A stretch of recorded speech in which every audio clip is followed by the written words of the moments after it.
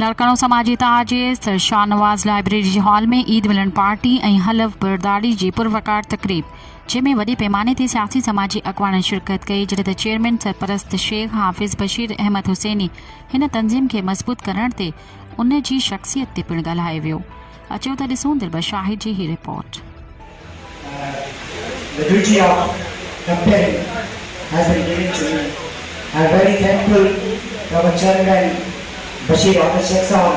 and all members, and I heartily welcome all the guests and all of you.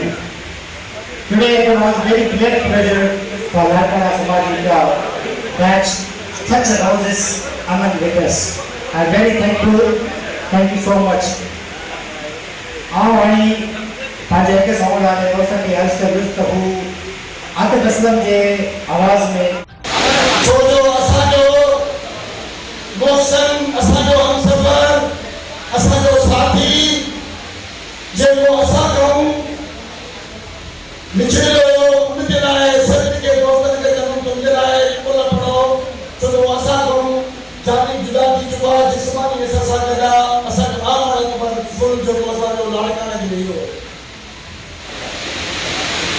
सब दोस्तों को गुजारिश के लिए कमेंट के हवाले से उनके पुनः बख्शिश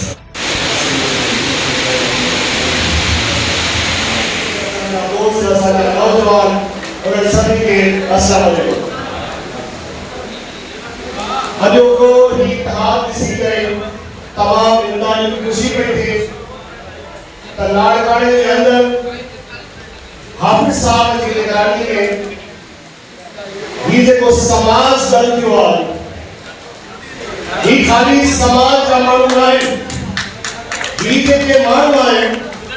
हर क़ौम सां तालुक़ रखंदड़ तंहिंमें हर उम्र जे हिसाब जा लोग दोस्त ये सभई खे अॼु अची करे इन ॻाल्हि जो सबूत ॾियनि था त अवां सभई दोस्त जेके आहियो हाफ़िज़ साहब ते एतमाद कयो था ऐं हाफ़िज़ साहब सां उलो में मिलाए करे हलण जे लाइ तयार आहियूं। प्रोग्राम थींदा रहिया आहिनि ऐं उहे प्रोग्राम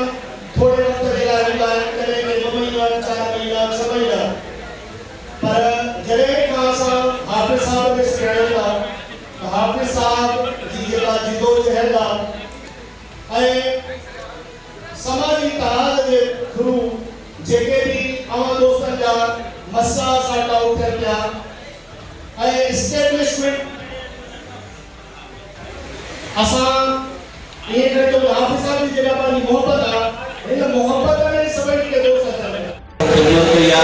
ऐं इंशाअल्लाह ताला लाड़काने जा माण्हू लाड़काने जो अॼु बि उन्हनि मां उमेद थो सम्झे त अॼु का जेको प्रोग्राम आयो उन सरमनी खां पोइ इहे उमेदूं पंहिंजूं बरक़रार रखंदा ऐं इन दोस्तनि मां उमेद रखंदा। तो दोस्तों असा काफ़ी मुंहिंजा दोस्त पैरामेडिक्स जा बि फिटार में वेठा आहिनि चेयरमैन साहब हुजे असांजो अकबर मेमन साहब हुजे बकार अली जोन जो हुजे या असांजो त ख़ालिद मेमन साहब आहे साईं दीदार साहब तमामु बहितरीन सुठा वर्कर आहिनि असांजा मीडिया जा दोस्त आहिनि तो तमामु बहितरीन अहिड़ी गैलरी में हेॾा दोस्त